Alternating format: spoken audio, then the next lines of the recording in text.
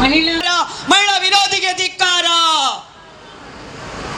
ಧಿಕ್ಕಾರ, ಧಿಕ್ಕಾರ, ಧಿಕ್ಕಾರ, ಮಹಿಳಾ ವಿರೋಧಿಗೆ ಧಿಕ್ಕಾರ.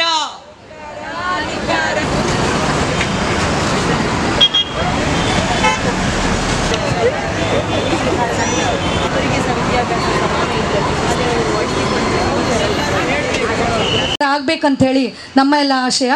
ಧನ್ಯವಾದಗಳು. ತನ್ನನ್ನು ತಾನು ರಾಜಕೀಯದಲ್ಲಿ ತೊಡಗಿಸಿಕೊಳ್ಳಲಿಕ್ಕೆ ಇಲ್ಲಿ ಒಂದು ಅವಕಾಶ ಇತ್ತು. ಈ ಒಂದು ಅವಕಾಶವೂ ಸಹ ಸಮಾನ ನ್ಯಾಯ ಸಿಗ್ಬೇಕಿತ್ತು ನಮಗೆ. ಇದಕ್ಕೆ ನಮಗೆ ಒಟ್ಟುಗೂಡಬೇಕು. ನಾವೆಲ್ಲರೂ ಇವತ್ತು ಒಟ್ಟು ಅನ್ಯಾಯವಾಗುವಂತಹ ಸ್ತ್ರೀಯರಿಗಾಗಿರಬಹುದು, ಸಮಾಜ ಸೇವೆ, ಇದಕ್ಕೆ ನಮಗೆ ಒಟ್ಟುಗೂಡಬೇಕು. ನಾವೆಲ್ಲರೂ ಇವತ್ತು ಒಟ್ಟುಗೂಡಿದ್ದೇವೆ. ಹಾಗೆ ತನ್ನನ್ನು ತಾನು ರಾಜಕೀಯದಲ್ಲಿ ತೊಡಗಿಸಿಕೊಳ್ಳಲಿಕ್ಕೆ ಇಲ್ಲಿ ಒಂದು ಅವಕಾಶ ಇತ್ತು. ಈ ಒಂದು ಅವಕಾಶವೂ ಸಹ ಸಮಾನ ನ್ಯಾಯ ಸಿಗ್ಬೇಕಿತ್ತು ನಮಗೆ. ವಿದ್ಯಾರ್ಥಿಗಳು ಹಾಗೂ ಸ್ನೇಹಿತರಿಗೂ ಪೂರ್ವಕ ಧನ್ಯವಾದಗಳು. ನಮ್ಮ ನಾರಿ ಶಕ್ತಿ ಹೋರಾಟದ ಧ್ವನಿಯನ್ನು ಜನರಿಗೆ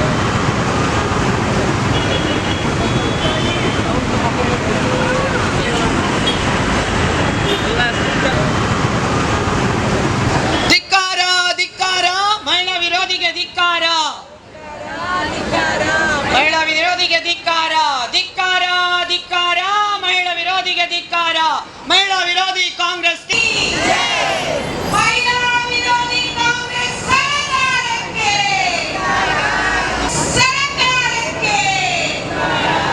ಗಟ್ಟಿತನದಲ್ಲಿ ಒಂದು ಸಂವಿಧಾನದ ತಿದ್ದುಪಡಿಯನ್ನು ಮಾಡಬೇಕು ಅಂತ ನಮ್ಮ ಮುಂದೆ ಒಂದು ತಿದ್ದುಪಡಿಯನ್ನು ಇಟ್ಟಿರ್ತಾರೆ. ನಾರಿ ಶಕ್ತಿ ವಂದನ್ ಅನ್ನುವ ಹೆಸರಿನಲ್ಲಿ ಈ ಒಂದು ಬಹಳ ದೊಡ್ಡ ಆಂದೋಲನ ನಡೀತದೆ. ಎಲ್ಲ ರೀತಿಯಲ್ಲಿ ಕೂಡ ದೇಶದ ಬಹಳಷ್ಟು ಮಹಿಳೆಯರು ಇದಕ್ಕೆ ಮುಂಚೂಣಿಗೆ ಬಂದು ಬಹಳಷ್ಟು ಮಂದಿ ತಮ್ಮ ಬೈಟ್ಗಳನ್ನು ಕೊಟ್ಟದನ್ನು ನಾವು ನೋಡಿದ್ದೇವೆ. ರಾಜಕೀಯವಾಗಿ ಸಾಮಾಜಿಕವಾಗಿ ಗುರುತಿಸಿಕೊಂಡಂತಹ ಎಲ್ಲ ಮಹಿಳೆಯರು ಕೂಡ ಒಂದೊಂದು ಬೈಟ್ಗಳನ್ನು ಕೊಡ್ತಾರೆ. ನಾರಿ ಶಕ್ತಿ ವಂದನ್ ಬಹಳ ಗಟ್ಟಿತನದಲ್ಲಿ ನಿಲ್ಲಬೇಕು, ನಮಗೂ 33% ರಿಸರ್ವೇಷನ್ ಸಿಗಬೇಕು, ಮಹಿಳೆಯರು ಮುಂದೆ ಬರಬೇಕು ಅನ್ನುವಂಥದ್ದು ಬಹಳ ದೊಡ್ಡ ಕನಸಾಗಿತ್ತು. ಕಳೆದ ಶುಕ್ರವಾರ ದೇಶದಲ್ಲಿ ಒಂದು ಬಹಳ ದೊಡ್ಡ ಕರಾಳ ದಿನವಾಗಿ ಉಳಿತದೆ. ಎಲ್ಲ ಮಹಿಳೆಯರು ಪಟ್ಟಂತಹ ಆಸೆ ಅಲ್ಲಿ ನಿರಾಸೆ ಆಗ್ತದೆ. ಇವತ್ತು ನಾವೆಲ್ಲ ಊಹಿಸ್ಲಿಕ್ಕೆ ಆಗಲೇ ಇಲ್ಲ 230 ಮಂದಿ ವಿರೋಧವನ್ನು ವ್ಯಕ್ತಪಡಿಸ್ತಾರೆ ಅಂತಾದರೆ ದೇಶದ ಮಹಿಳೆಯರು ಇದನ್ನು ಯಾವತ್ತೂ ಕ್ಷಮಿಸ್ಲಿಕ್ಕೆ ಆಗೋದಿಲ್ಲ. ಬರೋಬ್ಬರಿ 12 ವರ್ಷದಲ್ಲಿ ಯಾವುದಾದ್ರೂ ಒಂದು ಬಿಲ್ ಅದು ಹಿಂದುಳಿತು, ಅದು ಇಲ್ಲ ಅಂತಾದರೆ ಅದು ನಾರಿ ಶಕ್ತಿ ವಂದನ್ ಈ ಬಿಲ್. ಬಹಳಷ್ಟು ಬೇಜಾರಲ್ಲಿ ನಾವು ಈ ವಿಷಯವನ್ನು ಹೇಳಲೇಬೇಕು. ನನಗೆ ಬಹಳ ಸಲ ಅನಿಸೋದಿದೆ, ಲಡ್ಕಿ ಹೂ ಮೇ ಲಡ್ ಸಕ್ತಿ ಹೂ ಅಂತ ಹೇಳಿದವರು ಇವತ್ತು ಒಬ್ಬ ಮಹಿಳೆಯರಿಗೆ ಈ ರೀತಿ ಅವಮಾನವನ್ನು ಮಾಡ್ತಾರೆ ಅಂತ ಆದರೆ ಇದು ಇವತ್ತು ಮೋದಿಜಿಯವರು ಸೋತದ್ದಲ್ಲ, ಇವತ್ತು ಅವರ ಸರ್ಕಾರ ಸೋತದ್ದಲ್ಲ, ಇದು ದೇಶದ 71 ಕೋಟಿ ಮಹಿಳೆಯರ ಸೋಲು ಅಂತ ನಾನು ಇದನ್ನು ಹೇಳಲಿಕ್ಕೆ ಇಚ್ಛೆ ಪಡ್ತೇನೆ. ಬಹಳಷ್ಟು ಹೋರಾಟಗಳನ್ನು ನೋಡಿದವರು ನಾವು, ಮಹಿಳೆಯರು ಮುಂಚೂಣಿಯಲ್ಲಿದ್ದವರು ನಾವು. ಇದಕ್ಕೆ ನಾವು ಉತ್ತರವನ್ನು ಎಲ್ಲಿ ಕೊಡಬೇಕು ಕೇಳಿದರೆ, ಬಹಳ ಹರಿತವಾದಂತಹ ಅಸ್ತ್ರ ಯಾವುದಾದ್ರೂ ಇದ್ದರೆ ಅದು ಮತದಾನ. ಮುಂದಿನ ಚುನಾವಣೆಯಲ್ಲಿ ಇದಕ್ಕೊಂದು ಬಹಳ ದೊಡ್ಡ ಬೆಲೆಯನ್ನು ಕಾಂಗ್ರೆಸ್ ತೆರ್ತದೆ ಅನ್ನೋದನ್ನು ನಾನು ಈ ಮುಖಾಂತರ ಹೇಳಲಿಕ್ಕೆ ಇಚ್ಛೆ ಪಡ್ತೇನೆ. ಇವತ್ತು ಬಹಳ ನಾಚಿಕೆ ಆಗಬೇಕು ಯಾರಿಗೆ ಕೇಳಿದರೆ, 230 ಮಂದಿಯನ್ನು ಆಯ್ಕೆ ಮಾಡಿದಂತಹ ಅವರಿಗೆ ಮತ ಹಾಕಿದಂತಹ ಮಹಿಳೆಯರಿಗೆ ಇದು ಮಾಡಿದ ಸೋಲು ಅಂತ ನಾನು ಹೇಳಲಿಕ್ಕೆ ಇಚ್ಛೆ ಪಡ್ತೇನೆ. ನಮಗಲ್ಲ, ನಾವಂತೂ ವಿರೋಧಿಗಳೇ ಬಿಡಿ ಅವರಿಗೆ. ಆದರೆ 230 ಮಸೂದೆಯನ್ನು ಮಂಡನೆ ಮಾಡಿದ ಮೇಲೆ ಪ್ರಧಾನಿಯವರ ಕಣ್ಣುಗಳಲ್ಲಿ ಅವರ ಕಣ್ಣುಗಳಲ್ಲಿ ನಾವು ಕಣ್ಣೀರನ್ನು ಕಂಡಿದ್ದೇವೆ. ಇವತ್ತಿನ ಮಹಿಳೆಯರಿಗೆ ನಾನು ಕ್ಷಮೆ ಯಾಚಿಸ್ತೇನೆ.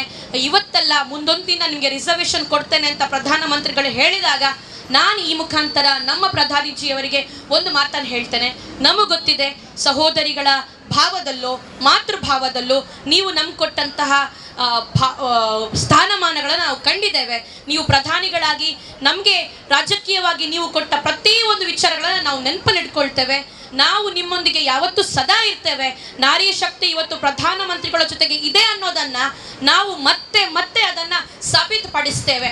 ಇಡೀ ದೇಶಕ್ಕೆ ಪ್ರತಿ ಟರ್ಮ್ಗಳಲ್ಲಿ ಕೂಡ ಬಜೆಟ್ಗಳನ್ನು ಸಲ್ಲಿಸಿದಂತಹ ನಿರ್ಮಲಾ ಸೀತಾರಾಮನ್ ನಾನು ಇಲ್ಲಿ ನೆನಪಿಸ್ತೇನೆ.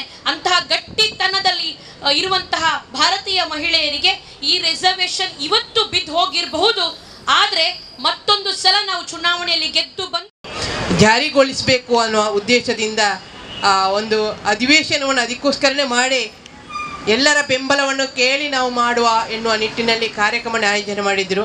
ಆದರೆ ಅವರ ಪರವಾಗಿರುವಂಥವರು ಮಾತ್ರ ಕೈ ಎತ್ತಿ ವಿರೋಧ ಪಕ್ಷದವರು ನಮಗೆ ಬೆಂಬಲವನ್ನು ಸೂಚಿಸಲಿಲ್ಲ.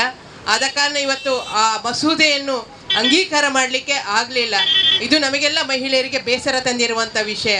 ಇವತ್ತು ಭಾಷಣದಲ್ಲಿ ನಾವೆಲ್ಲ ಹೇಳ್ತೇವೆ, ನಾರಿ ಶಕ್ತಿಗೆ ನಾವು ಮಹಿಳೆಯರ ಪರವಾಗಿದ್ದೇವೆ, ಮಹಿಳೆಯರು ಮುಂದೆ ಬರಬೇಕು, ಈ ಸಮಾಜದಲ್ಲಿ ಅವರು ಕೂಡ ಅಬಲೆಯಲ್ಲ, ಅವಳು ಸಬಲೆಯಾಗಿದ್ದಾರೆ ಎನ್ನುವುದನ್ನು ತೋರಿಸಿಕೊಡ್ಬೇಕು ಎನ್ನುವ ಮಧ್ಯರಾತ್ರಿ ಒಂಟಿಯಾಗಿ ಮಹಿಳೆ ಯಾವಾಗ ನಡೀತಲ್ಲ ಆಗ ನಮಗೆ ಸ್ವಾತಂತ್ರ್ಯ ಸಿಕ್ಕಿದೆ ಎನ್ನುವುದನ್ನು ಅರ್ಥ ಮಾಡಿಕೊಳ್ಬೋದು ಅಂತೇಳಿ. ಆದರೆ ಇವತ್ತು ಮಧ್ಯರಾತ್ರಿ ಬಿಟ್ಟು ನಡು ಮಧ್ಯಾಹ್ನದಲ್ಲಿ ನಡಿಲಿಕ್ಕೂ ಸಾಧ್ಯವಾಗದಂಥ ಪರಿಸ್ಥಿತಿ ನಿರ್ಮಾಣ ಆಗಿದೆ. ಅದು ಆಗಲಿಕ್ಕೆ ಕಾರಣ ಇವತ್ತು ವಿರೋಧ ಪಕ್ಷ ಅಂತ ಹೇಳಲಿಕ್ಕೆ ನಾನು ಇಷ್ಟಪಡ್ತಿದ್ದೆ. ಯಾಕಂತ ಹೇಳಿದ್ರೆ ಮೊನ್ನೆಯ ಅಧಿನಿಯಮದ ಮಂಡನೆಗೆ ಅವರು ಪರವಾಗಿ ನಿಲ್ತಿದ್ರೆ ನಾವು ಅವರನ್ನು ಬೆಂಬಲಿಸಿದ್ದೆವು, ನಾವು ಅವರ ಪರವಾಗಿರ್ತೇವೆ, ಅವರನ್ನು ನಂಬಬಹುದಿತ್ತು. ಇವತ್ತು ನಮಗೆ ನಂಬಿಕೆ ಕಲೆಯನ್ನು ಕಳೆದುಕೊಳ್ಳುವಂಥ ಸಂದರ್ಭ ಹುಟ್ಟಿದೆ. ಯಾಕಂದರೆ ಒಂದು ನಾರಿ ಶಕ್ತಿ ಇವತ್ತು ಮಹಿಳೆಯರ ಮುಂದೆ ಬರುವುದು ವಿರೋಧ ಪಕ್ಷದವರಿಗೆ ಅಷ್ಟು ಇಷ್ಟ ಇಲ್ಲ ಎನ್ನುವುದನ್ನು ತೋರಿಸಿಕೊಟ್ಟಿದ್ದಾರೆ. ಇವತ್ತು ಅವರಿಗೇನಾದರೆ ನಾವೆಲ್ಲಾದರೂ ಮಹಿಳೆಯರು 33% MLA MP ಗಳಾಗಿ ಬಂದರೆ ಗಂಡಸರು ಅವರೇನೋ ಬೇರೆ ಮೂಲೆ ಗುಂಪಾಗ್ತಾರ ಎನ್ನುವ ಒಂದು ಭಯ ಅವರಿಗೆ ಹುಟ್ಟಿದೆ. ಅದು ಕೂಡ ವಿರೋಧ ಪಕ್ಷದ ಗಂಡಸರಿಗೆ ಮಾತ್ರ ಭಯ ಹುಟ್ಟಿದೆ ಅಂತ ನಾನು ಹೇಳ್ತಿದ್ದೇನೆ.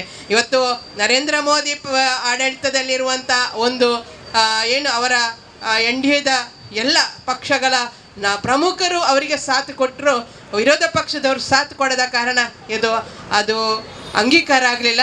ಮುಂದಿನ ದಿನದಲ್ಲಿ ಈ ಅಂಗೀಕಾರ ಆಗುವವರೆಗೂ ನಾವು ನಾರಿ ಶಕ್ತಿ ಇದರ ವಿರುದ್ಧ ಹೋರಾಟವನ್ನು ಮಾಡ್ತಾನೆ ಇರ್ತೇವೆ. ನಮ್ಮ ಹಕ್ಕ 9 ಸೆಪ್ಟೆಂಬರ್ 2023 ಭಾರತದ ಇತಿಹಾಸದಲ್ಲಿ ಸ್ವರ್ಣಾಕ್ಷರದಲ್ಲಿ ಬರೆದ ದಿನ. ಆ ದಿನ ಭಾರತ ಪ್ರಧಾನಮಂತ್ರಿ ಶ್ರೀ ನರೇಂದ್ರ ಮೋದಿಜಿಯವರ ನೇತೃತ್ವದಲ್ಲಿ ಸರ್ಕಾರದ ಲೋಕಸಭೆಯಲ್ಲಿ ಈ ಮಸೂದೆಯನ್ನು ಮಂಡಿಸಿತು. 20 ಸೆಪ್ಟೆಂಬರ್ಗೆ ಲೋಕಸಭೆ, 21 ಸೆಪ್ಟೆಂಬರ್ಗೆ ರಾಜ್ಯಸಭೆಯಲ್ಲಿ ಅಂಗೀಕಾರವಾಯಿತು. ಈ ಕಾಯ್ದೆ ಏನು ಹೇಳ್ತದೆ ಅಂದರೆ, ಲೋಕಸಭೆ ಮತ್ತು ಎಲ್ಲ ರಾಜ್ಯಗಳ ವಿಧಾನಸಭೆಯಲ್ಲಿ ಮಹಿಳೆಯರಿಗೆ 33% ಮೀಸಲು ಸ್ಥಾನಗಳು, 33% ಮೀಸಲಾತಿಗೆ ಪರಿಶಿಷ್ಟ ಜಾತಿ ಮತ್ತು ಪರಿಶಿಷ್ಟ ಪಂಗಡಗಳ ಮಹಿಳೆಯರಿಗೂ ಮತ್ತು 33 ಒಳ ಮೀಸಲಾತಿ. ದೆಹಲಿ ವಿಧಾನಸಭೆಗೂ ಈ ಕಾನೂನು ಅನ್ವಯ. ದೆಹಲಿಯಿಂದ ಪಾಂಡಿಚೇರಿವರೆಗೂ ಈ ಮೀಸಲು ಅನ್ವಯವಾಗ್ತದೆ. ಇದು ಯಾಕೆ ಐತಿಹಾಸಿಕ? ಕಾರಣ, ಮೊದಲ ಬಾರಿಗೆ ಈ ಮಸೂದೆ 1996ರಲ್ಲಿ ಮಂಡನೆಯಾಗಿತ್ತು. 27 ವರ್ಷಗಳು, 5 ಸರ್ಕಾರಗಳು, 5 ಬಾರಿ ವಿಫಲ ಪ್ರಯತ್ನ. ಪಕ್ಷದ ಬಗ್ಗೆ ನಾನು ಮಾತಾಡ್ತಾ ಇಲ್ಲ, ಕೇವಲ ಮಹಿಳೆಯರಿಗಾಗಿ, ಮಹಿಳೆಯರ ಹೋರಾಟದ ಬಗ್ಗೆ ಮಾತಾಡ್ತಾ ಇದ್ದೇನೆ. ನಮಗೆ ಇಲ್ಲಿ ಮಹಿಳೆಯರಿಗೆ ಸಬಲೀಕರಣ ಇದು ಮುಖ್ಯವಾಗಿದೆ. ಸಬಲೀಕರಣ ಆಗಲೇಬೇಕಾಗಿದೆ. ಮೊದಲನೇದಾಗಿ ನಮ್ಮ ಭಾರತೀಯ ಸಂಸ್ಕೃತಿಯಲ್ಲಿ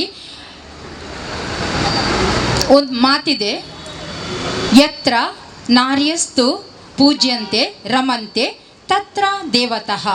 ಅಂದರೆ ಇದರ ಅರ್ಥ, ಎಲ್ಲಿ ಮಹಿಳೆಯರಿಗೆ ಸ್ಥಾನ ಮಾನ ಗೌರವ ಸಿಗುತ್ತದೋ ಅಲ್ಲಿ ದೇವತೆಗಳು ಪ್ರಸನ್ನರಾಗ್ತಾರೆ.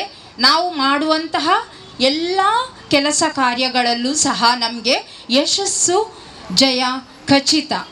ಆದರೆ ಇವತ್ತು ನಮಗೆ ಇಲ್ಲಿ ಮಹಿಳೆಯರಿಗೆ ಅನ್ಯಾಯವಾಗಿದೆ. ಕೇವಲ 3 ಗೋಡೆಗಳ ನಡುವೆ ನಿಖರ ಸುದ್ದಿ, ಸದಭಿರುಚಿಯ ಕಾರ್ಯಕ್ರಮ. ನೀವು ನೋಡ್ತಾ ಇದ್ದೀರಾ ಕಹಳೆ ನ್ಯೂಸ್, ಸಮಾಜದ ಜಾಗೃತಿಗಾಗಿ ವಸ್ತುನಿಷ್ಠ ವರದಿ.